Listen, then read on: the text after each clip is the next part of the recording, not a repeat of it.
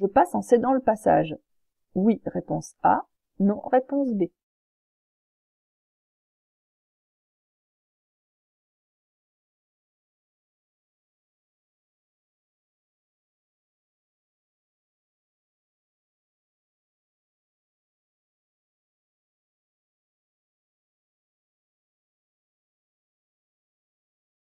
Alors, en effet, on a un cédé le passage qui est mis sur le poteau. Mais quand c'est un cédé le passage avec un feu, en fait, le cédé de passage, il n'est mis que si le feu ne fonctionne plus. Si les feux ne fonctionnent plus au niveau de l'intersection, je devrais dans ce cas-là regarder ma signalisation et respecter la signalisation qui est ici. Mais là, comme le feu fonctionne, je n'ai pas à me préoccuper du panneau cédé de passage, je l'oublie complètement et je respecte ce que me dit les feux. Et là, j'ai un feu rouge, donc je m'arrête obligatoirement. Donc, est-ce que je passe en cédé le passage? Non, réponse B. Je circule actuellement sur une route à sens unique. Oui, réponse A. Non, réponse B.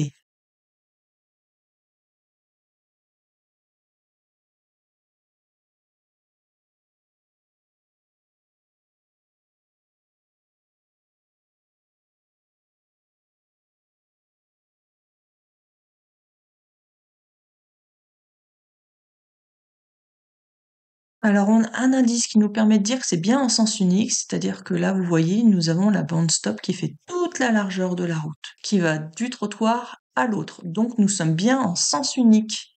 C'est réponse A. Le feu vient de s'allumer. J'accélère et je passe. Réponse A. Ou je m'arrête. Réponse B.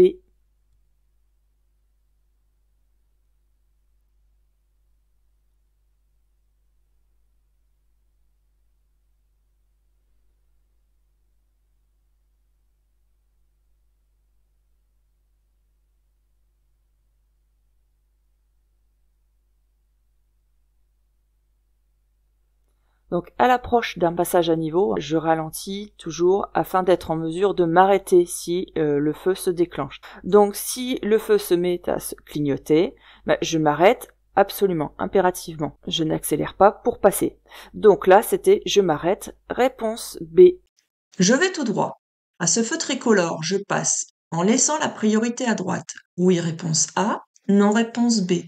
En laissant la priorité en face. Oui, réponse C. Non, réponse B.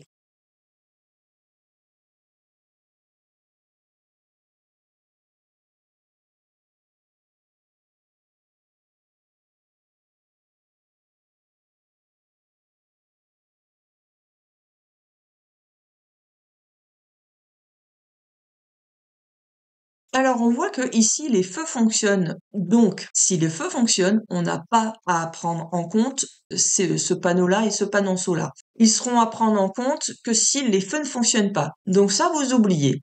Ce qui fait que là, si vous avez la flèche qui est verte comme ici, ça veut dire que vous pouvez passer, dans tous les cas, sans laisser le passage aux autres usagers.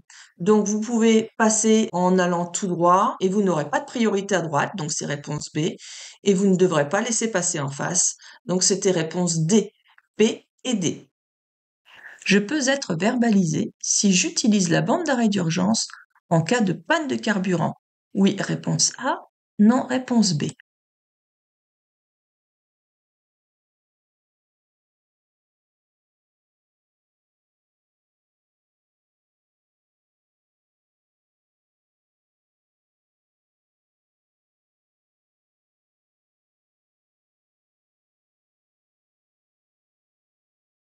Alors, il faut savoir que les bandes d'arrêt d'urgence ne sont à utiliser que en cas de force majeure. On a le droit de s'arrêter que dans ces conditions-là. Une panne d'essence, c'est prévisible. Si je rentre sur l'autoroute avec que 10 km d'autonomie, par exemple, là, c'est de ma faute. J'ai pas anticipé mon entrée sur l'autoroute.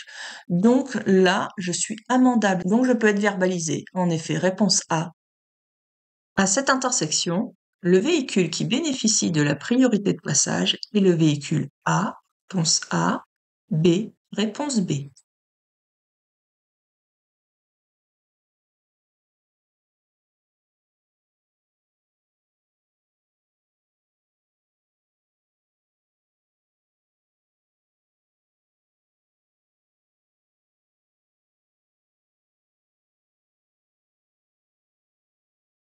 ce qui fait que vous avez un point de vue qui est différent. Donc là, on voit un cycliste qui est en train de circuler sur la bande cyclable, et on voit un autre cycliste devant qui circule aussi sur cette bande cyclable. C'est le fameux véhicule B. On voit aussi un véhicule blanc là qui a mis son clignotant à droite et qui est déjà un petit peu en travers d'ailleurs, qui est un petit peu engagé. Ce véhicule blanc donc veut tourner dans cette voie-là, donc veut tourner à droite. Il faut savoir que à partir du moment où un véhicule veut traverser une voie réservée pour tourner, à partir du moment où il doit la traverser, il doit laisser la priorité aux usagers qui sont sur cette voie réservée. Donc le véhicule blanc n'a pas la priorité de passage. C'est le véhicule bleu, c'est le cycliste. Donc c'était réponse B.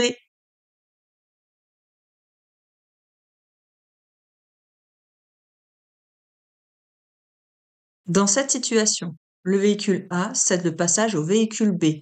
Oui, réponse A. Non, réponse B.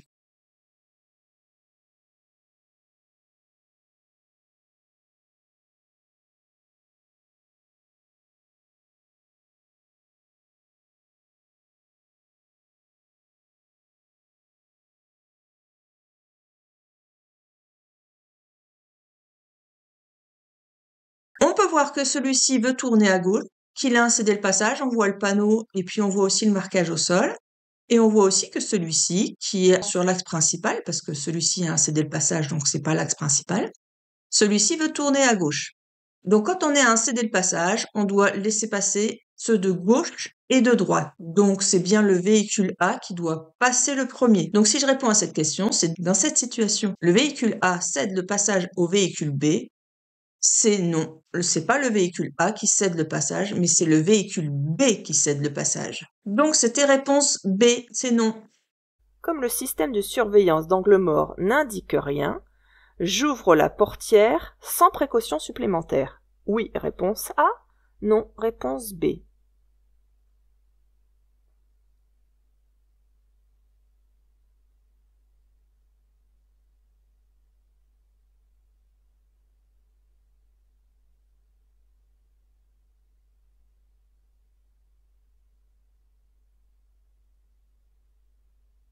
Maintenant, vous avez sur les rétroviseurs de nouvelle génération, et puis peut-être dans les voitures un peu plus haut de gamme, pas sur toutes les voitures, vous avez des détecteurs d'angle mort.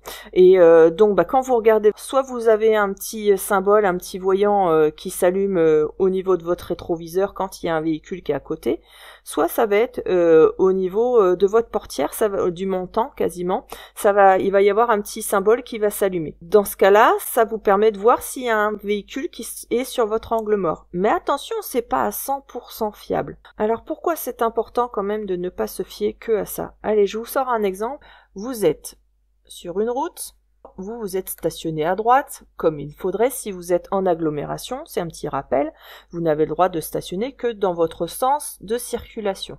S'il y a un sens qui est comme ça, vous n'avez pas le droit, vous, de stationner de ce côté-là, c'est toujours dans votre sens de circulation. Alors, qu'est-ce qui se passe? Vous êtes donc stationné, comme je vous l'ai dit, ici. Ensuite, vous avez la voie dans l'autre sens. Et puis, vous voulez quitter votre stationnement. Donc, vous regardez dans votre rétroviseur qui va détecter dans cette zone-là, à peu près, voir s'il y a un autre véhicule sur le côté. Le problème, c'est que il y a un petit malin qui s'est garé en contresens de circulation, par exemple, et puis qui décide de s'engager. Au moment où vous allez aussi vous déporter pour vous engager. Et qu'est-ce qui se passe? Là, c'est l'accident. Et lui, le détecteur, il peut pas le voir. Ou ça peut être la même chose, quelqu'un qui sort de chez lui qui veut s'engager, ou une rue, qui est là, et puis au moment où vous voulez déboîter, vous déboîtez aussi, et puis c'est l'accident. Parce que l'angle mort ne peut pas détecter ça. Donc ça, c'est à vous d'avoir une vision directe sur l'ensemble. Ça vous permet quand même d'avoir, quand vous vous retournez, une vision beaucoup plus importante de ce qui se passe autour de vous. Là, j'insiste un petit peu parce que ça vous semble peut-être logique au moment de répondre à la question du code de la route, mais j'insiste aussi par rapport à la voiture. C'est pour vous donner des conseils quand vous serez en voiture plus tard. Vous avez souvent tendance à oublier de regarder, vous complétez côté, souvent quand vous faites l'angle mort, ici, vous tournez la tête et vous ne regardez que ici. Non, il va falloir regarder votre environnement beaucoup plus loin, beaucoup plus large. D'accord? C'est une petite aparté pour vous en voiture. Alors là, c'était réponse B. J'attends les premières habitations pour rouler à 50 km/h. Oui, réponse A. Non, réponse B.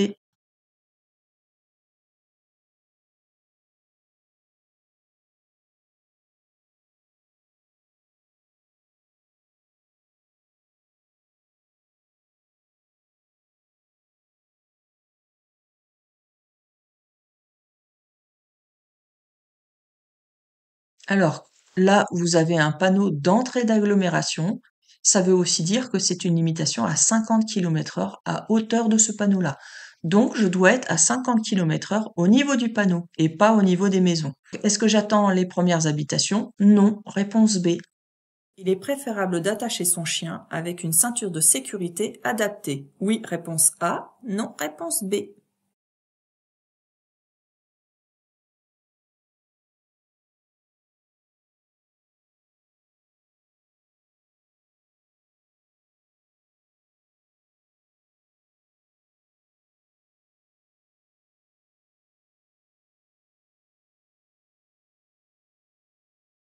Alors, il faut savoir qu'un animal qui est en liberté dans la voiture peut gêner le conducteur ou il peut même être éjecté en cas d'accident et aussi blesser le conducteur et les passagers.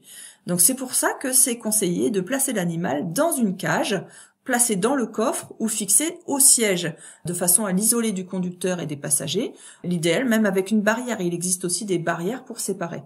Mais il existe aussi des harnais qui s'attachent à la ceinture de sécurité pour pouvoir sécuriser le chien et l'empêcher de bouger partout dans la voiture. Donc c'était réponse A. Je vais circuler sur une route à double sens de circulation.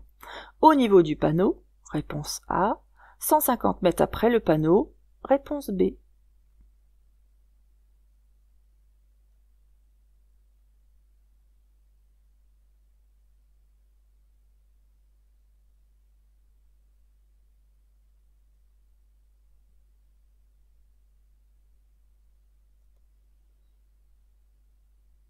Il y a une règle à savoir, tous les panneaux de danger avant le danger. Donc en agglomération, c'est 50 mètres avant, hors agglomération, c'est 150 mètres avant. Mais, il y a une exception, et c'est celle-ci. Ça agit au niveau du panneau. C'est l'exception des panneaux de danger. Donc là, c'était réponse A. Un conducteur novice est en infraction à partir de 0,5 g par litre de sang. Oui, réponse A. Non, réponse B.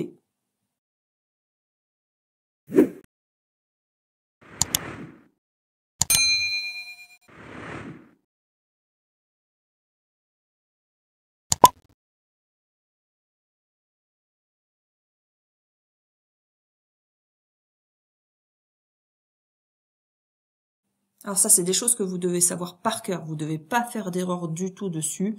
Et donc, apprenez-le par cœur si vous êtes trompé. Là, il y a une chose à faire attention, c'est qu'on vous dit un conducteur novice. Donc, novice, ça veut dire qu'il est jeune conducteur encore dans la période probatoire. Et quand c'est un jeune conducteur, ça sera pas 0,5, mais ça passe à 0,2. Donc ça, à retenir, c'est 0,2, à partir de 0,2 g par litre de sang. Donc c'était réponse B. Mon enfant s'est endormi dans ma voiture et je souhaite m'absenter quelques instants pour faire une course. J'ouvre une vitre et je le laisse seul. Réponse A. Je le réveille pour qu'il puisse m'accompagner. Réponse B. J'active la climatisation et je le laisse seul. Réponse C.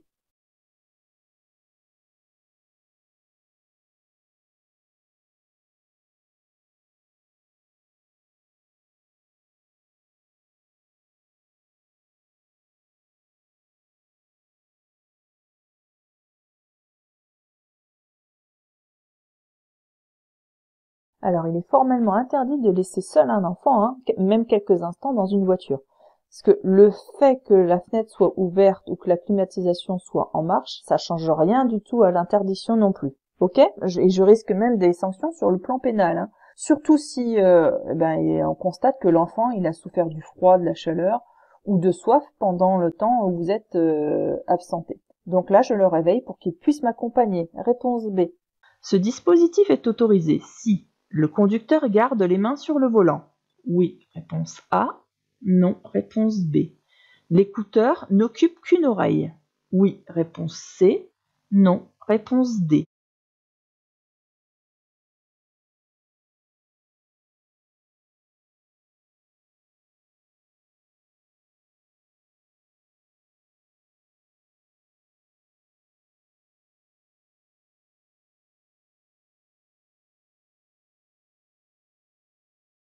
Alors, écouter une conversation par le biais d'une oreillette, c'est interdit. Pourquoi? Parce que ça perturbe la vigilance du conducteur. On est autorisé d'écouter que par le biais d'un haut-parleur du type ambiance, d'un système audio qui est intégré, obligatoirement intégré au véhicule. Là, c'est autorisé. Sinon, avec ce type de dispositif, donc une oreillette, c'est interdit. Donc là, réponse B et D. Le panneau me signale un virage dangereux. À droite, réponse A. À gauche, réponse B. À 50 mètres, réponse C. À 150 mètres, réponse D.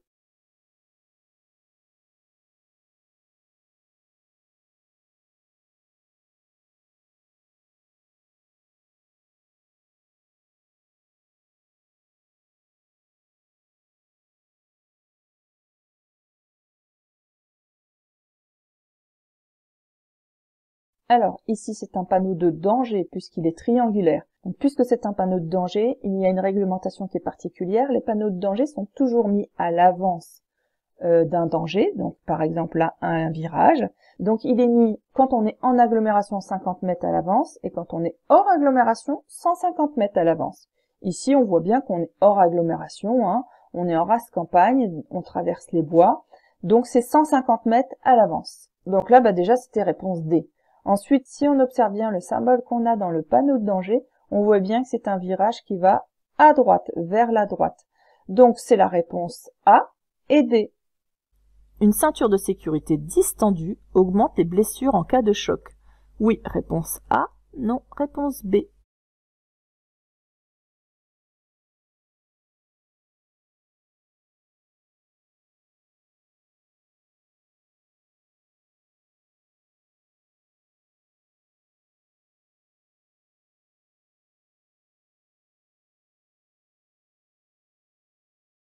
Et oui, le but de la ceinture de sécurité, c'est de nous maintenir proche du siège et du dossier, de manière à pas être projeté vers l'avant et de ne pas taper soit le volant ou un montant de la voiture.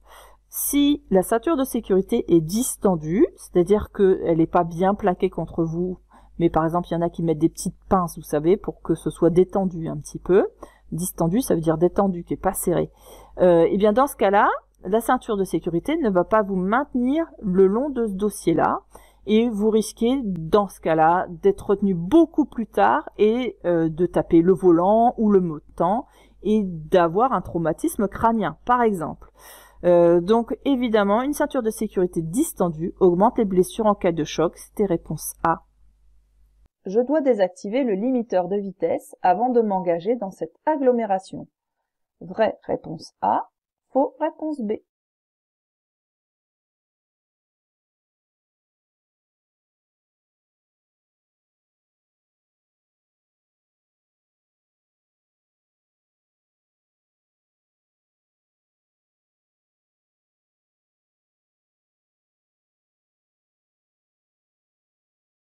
Alors, le limiteur de vitesse, en fait, c'est une aide à la conduite qui permet de pas dépasser une vitesse qu'on a programmée. Mais vous allez conduire normalement. Par exemple, si vous êtes sur une boîte manuelle, vous allez pouvoir changer votre rapport de vitesse sans que ça perturbe votre limiteur de vitesse. Il sera toujours, par exemple, si vous êtes en agglo, limité à 50 km/h. D'accord? Vous allez pouvoir freiner, ça ne désactivera pas non plus le limiteur de vitesse. Dès que vous allez réaccélérer, ça bloquera la voiture à 50 km/h. Donc même en accélérant, finalement, il ne sera pas possible de dépasser cette vitesse. Sauf si j'accélère à fond, dans ce cas-là, ça débloque temporairement le limiteur de vitesse. Donc finalement, je peux utiliser ce limiteur de vitesse dans toutes les situations, même s'il y a du trafic. Le fait de lâcher l'accélérateur, de freiner ou autre, ça ne m'empêche pas d'être très réactif sur la mécanique voiture et d'éviter d'être en excès de vitesse, d'accord, tout simplement. Donc je peux l'utiliser partout, ça il faut bien vous le dire, le limiteur de vitesse c'est partout. Donc il n'y a aucune obligation de désactiver ce limiteur avant de rentrer dans cette agglomération. Donc c'était réponse B.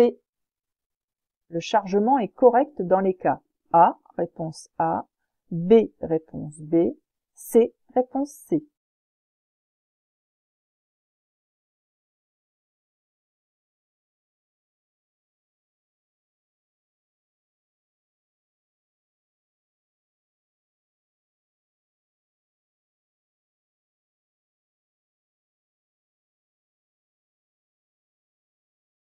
Quand on fixe des vélos à l'arrière, ou quoi que ce soit, on doit, et ça c'est obligatoire, toujours voir la plaque d'immatriculation. Alors ici on la voit, à part que j'ai caché l'immatriculation, mais il y a une plaque d'immatriculation, il y en a une ici, et il y en a une ici, donc là c'est bon.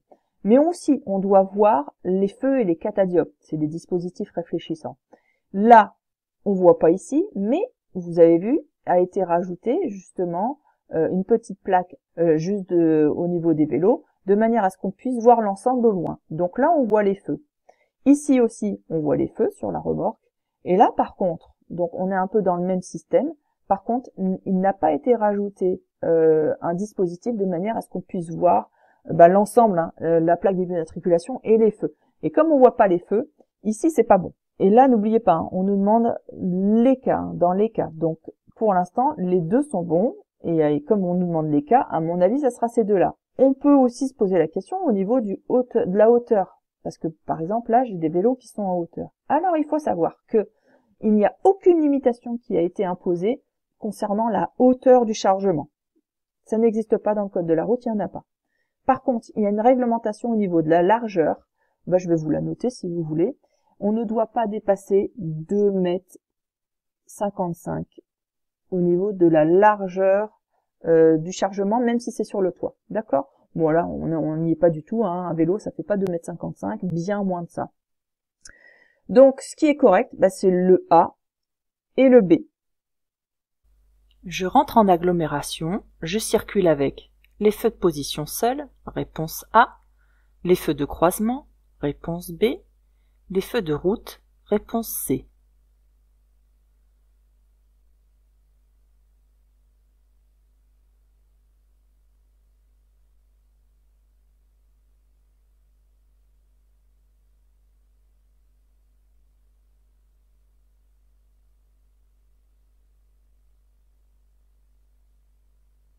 Alors, là, la donnée, c'est que on rentre en agglomération.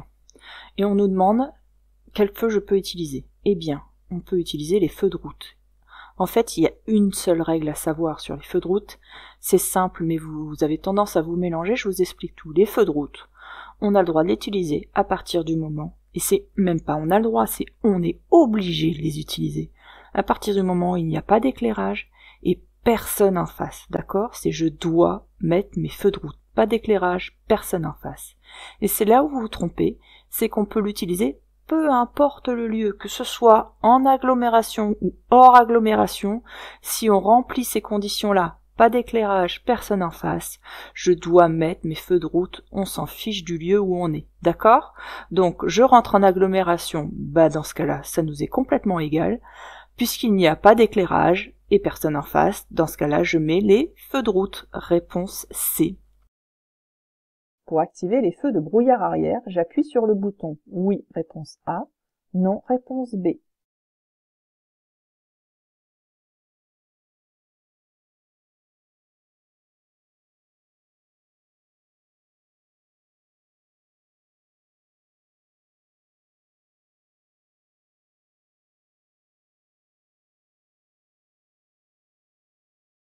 Alors, il faut savoir que quand ça éclaire vers le bas, c'est pour que ça éclaire à ras du sol, pour ne pas éblouir ceux de devant.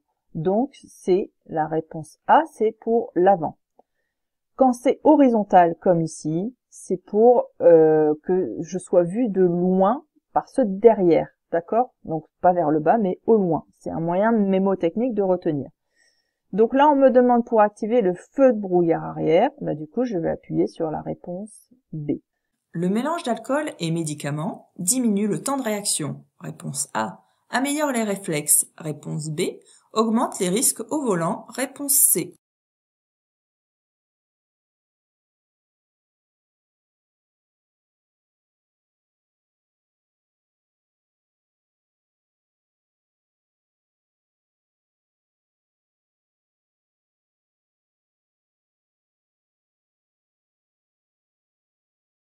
Là, le mélange d'alcool et médicaments, ça c'est le duo gagnant. Ça amplifie encore le problème. Donc non, ça ne diminue pas le temps de réaction, mais ça va l'augmenter.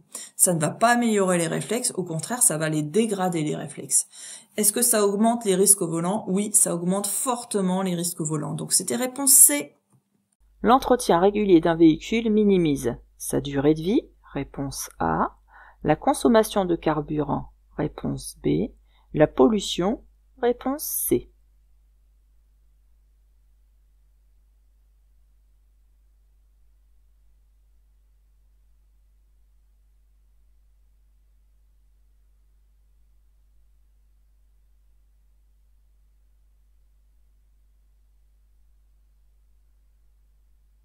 Alors, l'entretien régulier, est-ce que ça minimise? Ça veut dire, est-ce que ça réduit sa durée de vie? Non, bien au contraire, ça augmente sa durée de vie, donc c'est pas la A. Est-ce que la consommation de carburant est minimisée aussi? Oui, là, le fait d'avoir un entretien régulier, on réduit la consommation de carburant, d'accord? Donc là, c'est bien réponse B. Et aussi, de par la même occasion, on réduit aussi la pollution, donc réponse C. Donc là, c'était B et C. Je surveille plus particulièrement la zone A, réponse A, B, réponse B. Je place le pied devant le frein, oui, réponse C, non, réponse D.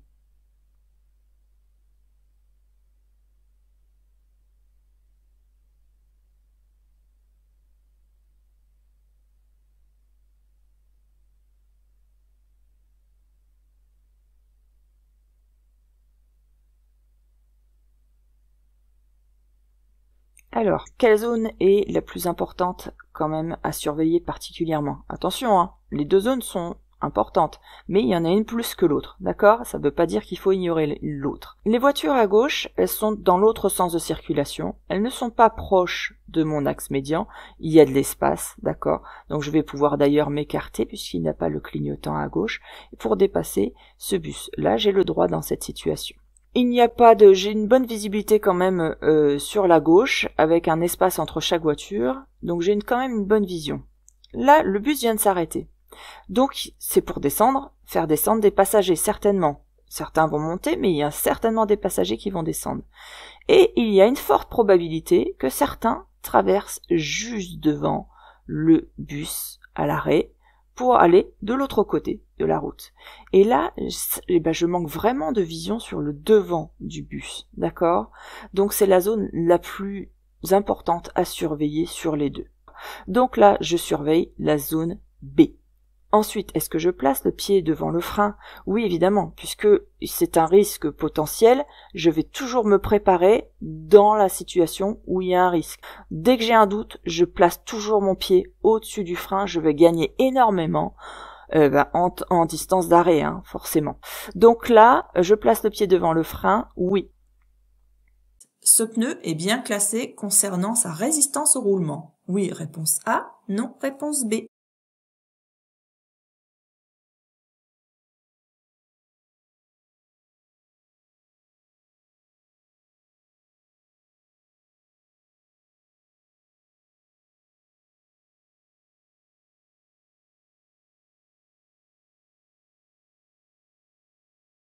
Alors, depuis quelques années, vous avez un étiquetage qui est obligatoire.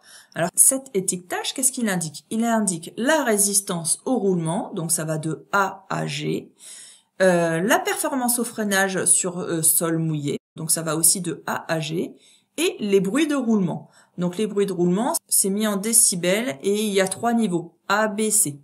Donc le bruit de roulement est faible, la performance au freinage sur sol mouillé sur cette étiquette là est bonne, il y a une bonne performance au freinage, Et aussi, là, il y a aussi une consommation au niveau du pneu qui est faible. Donc, on est en A. Pourquoi une consommation qui est faible?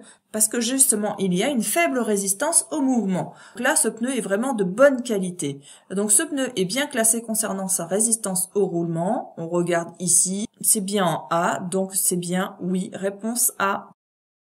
En consommant de l'alcool, ma vigilance va augmenter. Oui, réponse A. Non, réponse B.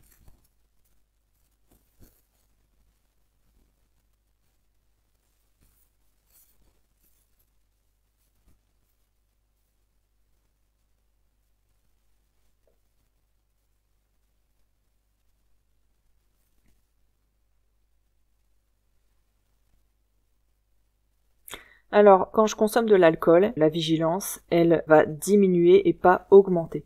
Même si j'essaie de faire plus attention parce que je sais que j'ai bu, lui, mon cerveau, il est plus capable, c'est physiquement comme ça, hein, c'est tout, il est plus capable d'avoir sa vigilance qui est au même niveau, son taux d'attention qui est au même niveau que si je n'avais pas consommé d'alcool. Donc, en consommant de l'alcool, ma vigilance va augmenter. Non, réponse B. La nuit, les usagers roulent souvent plus vite que la vitesse autorisée parce que la circulation est plus fluide, réponse A. Le risque d'accident est plus faible, réponse B. La perception du risque est faussée, réponse C.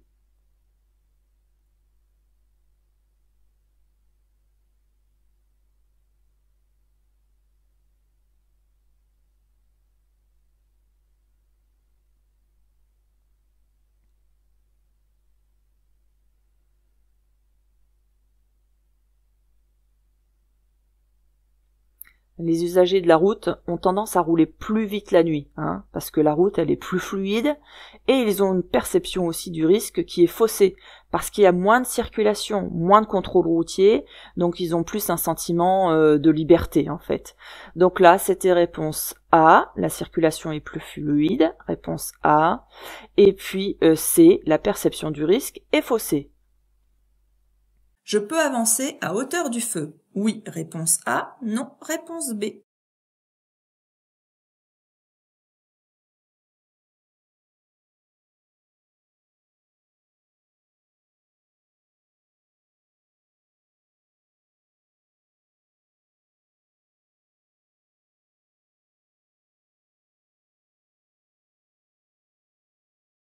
Pas possible de s'arrêter à ce niveau-là parce que vous avez un marquage au sol, vous avez vu ici, avec le sas des cyclistes. Et ça, c'est réservé pour les cyclistes.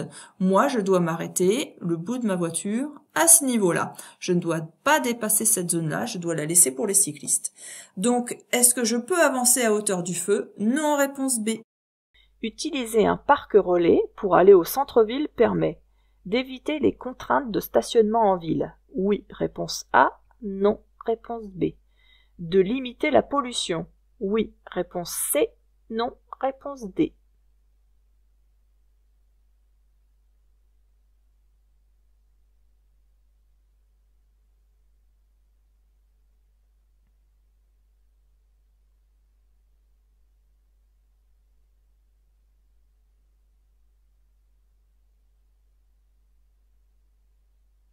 Alors, un parking relais possède beaucoup de place. Ça permet d'accueillir beaucoup de monde.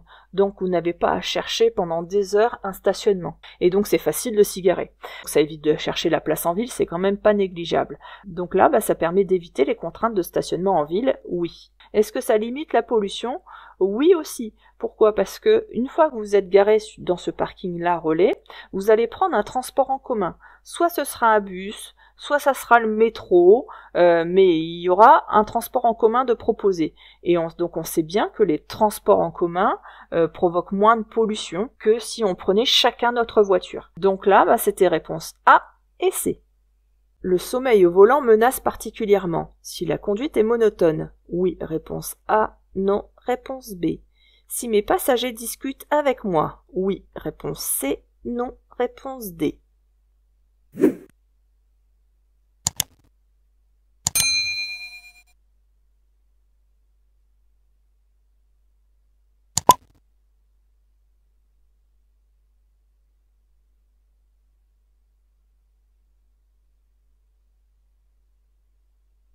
Alors sur autoroute, pour vous donner un exemple, hein, ça représente quand même 20% des accidents mortels, hein, la somnolence.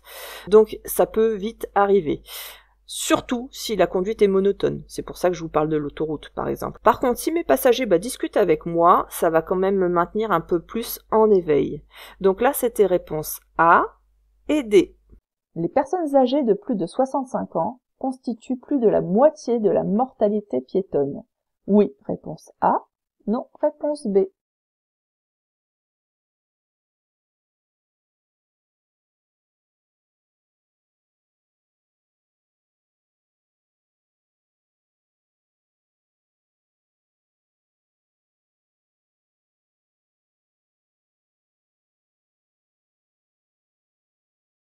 Alors il faut savoir quand même que près de 20% des personnes tuées sur les routes françaises, ce sont des piétons.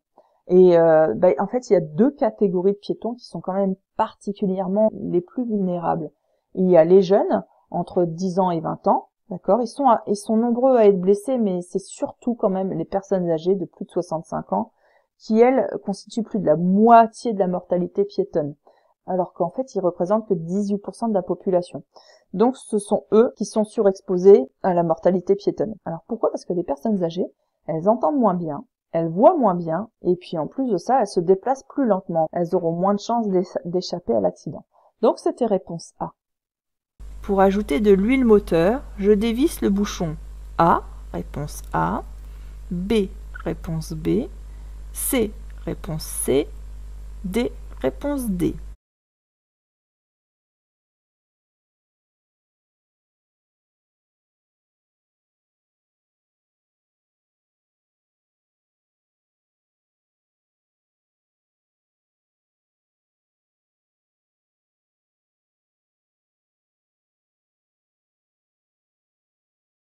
Là, vous devez les connaître par cœur, ces symboles ici, hein. Donc, le bouchon A, c'est le remplissage du liquide lave-glace. Le bouchon B, c'est le liquide de refroidissement. À ne surtout pas ouvrir à chaud parce que vous risquez de vous brûler, d'accord? C'est pour ça qu'il y a un panneau de danger.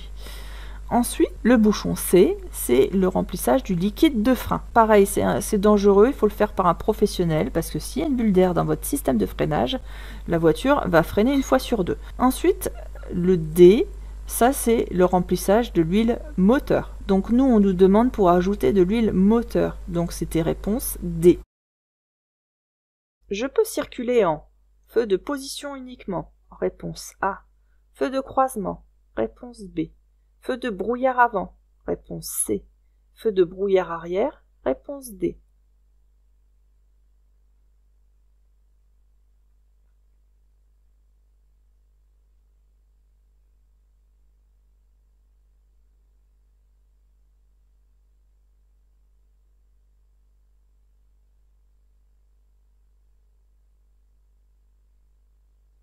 Donc ici, je peux circuler en feu de croisement, et donc là il est bien de mettre les feux de croisement avec les feux de brouillard avant et arrière. Pourquoi? Parce que là il y a du brouillard, et quand je suis partant de brouillard, très rapidement, hein, partant de brouillard, vous avez donc l'avant de votre voiture avec le volant.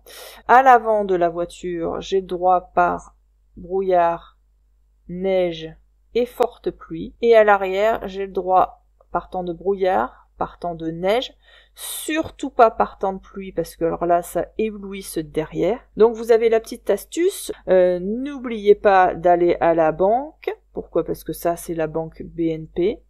Avant, donc n'oubliez pas d'aller à la banque avant, d'aller chercher des chocos pour les enfants à l'arrière. Pourquoi? Parce que les chocos BN. Donc réponse B, C et D.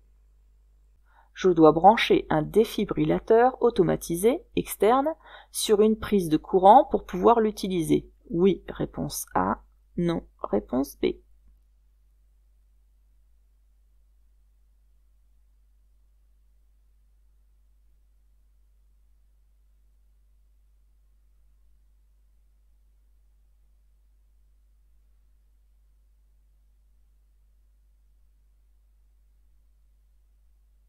Alors, on appelle ça aussi un DAE, hein, un défibrillateur, D, A automatisé et E externe. Alors c'est un appareil portable et ça fonctionne pas avec une prise de courant, mais au moyen d'une batterie. À quoi ça sert, hein? Ça permet d'analyser l'activité du cœur d'une personne, savoir si elle est en arrêt cardiaque. Et puis cette analyse, elle est entièrement automatique, hein, c'est pas vous qui la faites, hein, ce qui évite, si vous êtes utilisateur de cet appareil-là, toute prise de décision. Seuls des chocs externes sont possibles, c'est-à-dire que vous placez les électrodes sur la peau du patient. Tout vous est précisé, hein, sur l'endroit, vous voyez, hein. Il y aura une petite explication là où vous devez les placer, et puis ensuite l'appareil est complètement autonome. Voilà, donc là ça nécessite pas d'être branché sur une prise de courant, donc réponse B. Déplacer un blessé est interdit quel que soit le cas. Oui, réponse A, non, réponse B.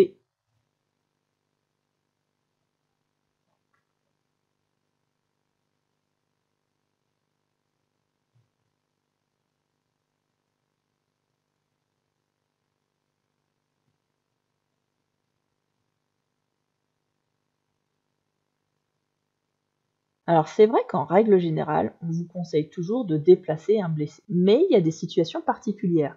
Je vous en donne 2 par exemple, 3 même. La voiture est en train de prendre feu. Alors là, vous n'allez pas le laisser brûler vif, même s'il est blessé, même s'il y a des risques pour sa colonne vertébrale. Entre une paralysée et brûler vif dans la voiture, il n'y a pas photo, vous allez le sortir. L'autre cas, c'est que si vous voyez qu'il y a des véhicules qui vont pas réussir à s'arrêter à temps pour éviter l'accident, pour éviter le suraccident, si c'est trop dangereux, on va évacuer aussi la personne qui est soit dans la voiture, soit au sol sur la route. Ou alors par exemple une personne qui est au sol et la voiture risque de basculer sur lui, par exemple. Donc il ne faudrait pas qu'il se fasse écraser par la voiture qui risque de basculer. L'autre cas de figure aussi, c'est par exemple la voiture qui est dans l'eau, à moitié dans l'eau, et qui va couler dans quelques instants. Là, il faut sortir le blessé aussi. Donc, c'est pas quel que soit le cas. Il y a certains cas où il vaut mieux déplacer le blessé. Donc, c'était réponse B. Je cherche une direction. Je ralentis. Réponse A. Je conserve mon allure. Réponse B.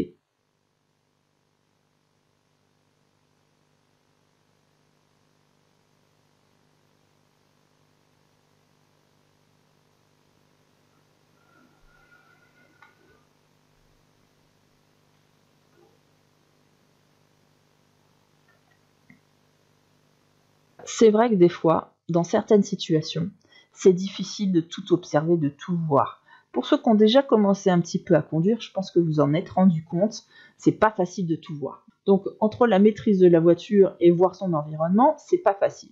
Même si je roule lentement, des fois, plus lentement, ça reste pas facile parce que la signalisation, elle peut être compliquée. Si on regarde ici, je dois observer l'intersection, savoir la règle de passage, surveiller derrière aussi dans mon rétroviseur, voir si la voiture ne quitte pas son stationnement, surveiller ce qu'elle fait elle, et en même temps chercher ma direction. Et si on regarde les panneaux de signalisation, on se rend compte que là, ils sont super complexes. Ici, on me dit que la voie de droite va être pour les transports en commun, il va falloir que je prenne la voie de gauche. Et après, j'ai une sorte de sens giratoire qui m'a l'air un petit peu compliqué. Donc là, c'est vraiment pas une information qui est habituelle. Donc gérer tout ça en même temps, c'est pas facile. Donc pour pouvoir justement ne pas me planter et bien voir tout ce qui se passe dans mon environnement, j'ai qu'une seule solution, c'est de ralentir. D'accord? Donc là, c'était réponse A. La présence de l'e-call est obligatoire sur les nouveaux modèles de voitures. Oui, réponse A. Non, réponse B. Sur les nouveaux modèles de moto. Oui, réponse C. Non, réponse D.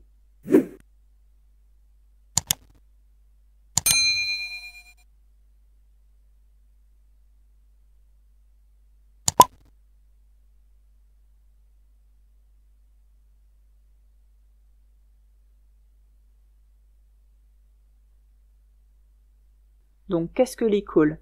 Eh bien, c'est un système d'appel pour si vous avez un accident. Donc, soit vous appuyez sur le bouton, soit il va y avoir une détection automatique des chocs, et avec un système de géolocalisation. Et donc, ça va appeler les secours qui vont arriver beaucoup plus rapidement. Ce système d'e-call est obligatoire sur les nouveaux véhicules, les véhicules neufs, depuis le mois de mars 2018. Donc, sur les nouveaux modèles de voitures, oui, c'est obligatoire. Réponse A. Ça n'existe pas encore sur les modèles de moto, c'est toujours pas obligatoire. Donc là, c'est réponse D. A, D. Je vois mal la nuit, j'évite de conduire. Oui, réponse A. Non, réponse B.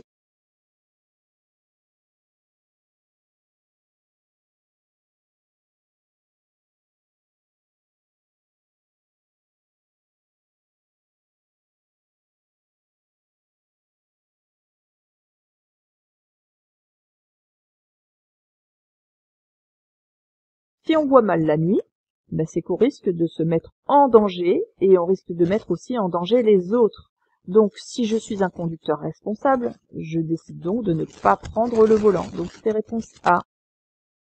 La principale cause d'usure de ce pneu est un défaut de parallélisme, réponse A, le surgonflage, réponse B, le sous-gonflage, réponse C.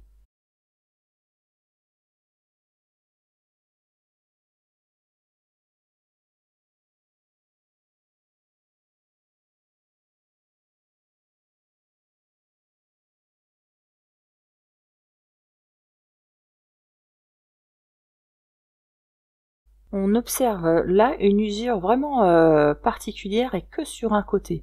Hein, vous voyez bien, là on voit bien les stries d'évacuation d'eau, mais ici c'est très usé. Même le témoin d'usure, on voit ici que la gomme là, elle arrive à la même hauteur que le témoin d'usure. Donc il y a une usure que sur un côté. Quand il y a une usure que sur un côté comme ça, c'est dû à un défaut de parallélisme. C'est ce qui permet de régler l'angle du pneu pour que le pneu soit toujours posé à plat. Et là, malheureusement, le pneu n'est pas posé à plat. Donc c'est un problème de défaut de parallélisme. Un défaut de surgonflage, l'usure se serait fait au centre. Un sous-gonflage, ça aurait été des deux côtés, aux deux extrémités. Là, c'est que d'un côté, donc c'est un défaut de parallélisme. Réponse A. Le type de carburant est toujours mentionné sur le bouchon. Oui. Réponse A. Non. Réponse B.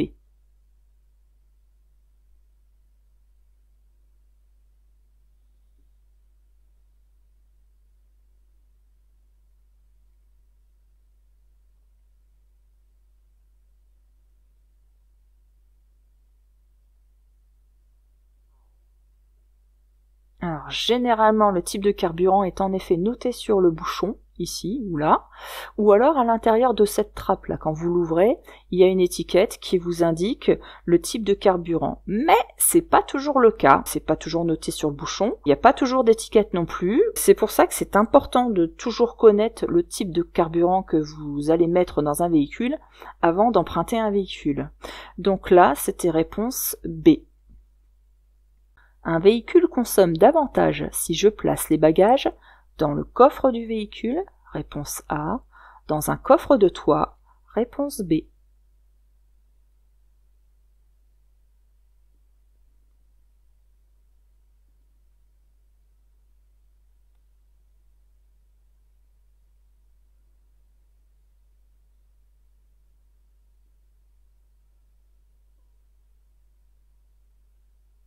Un coffre de toit, comme on voit sur l'image, ça a une forte prise au vent à cause de son encombrement.